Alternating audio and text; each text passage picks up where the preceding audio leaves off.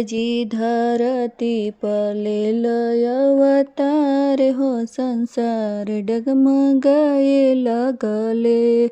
शिवजी धरती पले लय अवतार हो, संसार डगमगाए लगले। माथे चंद्रमा जटा बहत गंगा धार बा, माथे चंद्रमा जटा बहत गंगा धार बा।